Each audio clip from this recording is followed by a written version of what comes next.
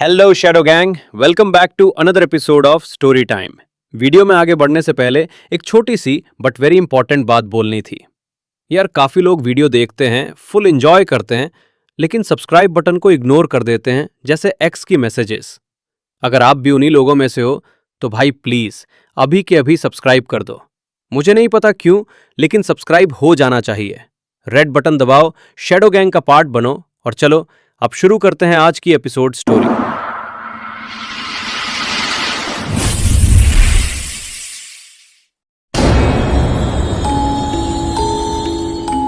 रात का वक्त था।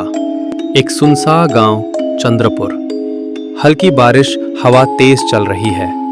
पेड़ों के पट्टे आपस में टकराकर अजीब सी सरसराहट पैदा कर रहे हैं।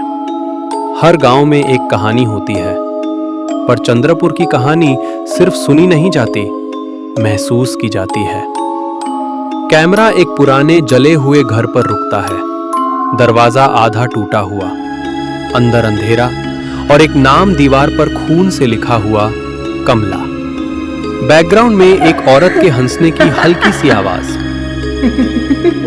आरव, एक डॉक्यूमेंट्री फिल्म मेकर, अपनी गाड़ी से उतरता है। उसके साथ मीरा, एक जर्नलिस्ट। इस गांव में लोग शाम के बाद बात भी नहीं करते। सच में यही शूट करना है? आरव, लोग जो छुपाते हैं वही तो दिखाना है। गांव के लोग उन्हें देखकर दरवाजे बंद कर लेते हैं।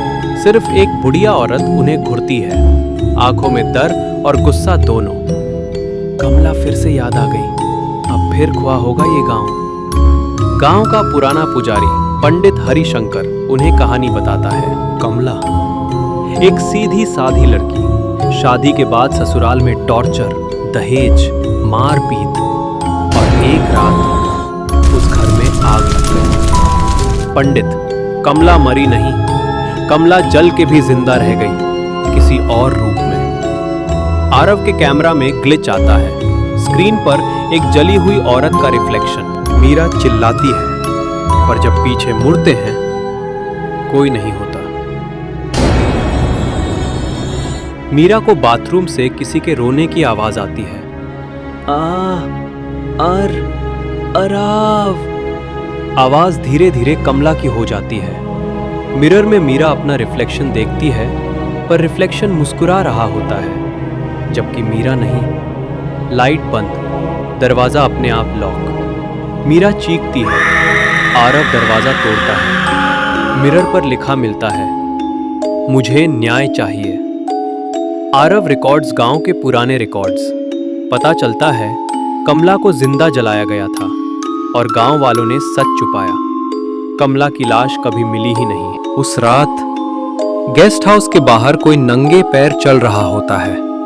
छापा छाप, छापा छाप। आरव कैमरा लेकर बाहर जाता है।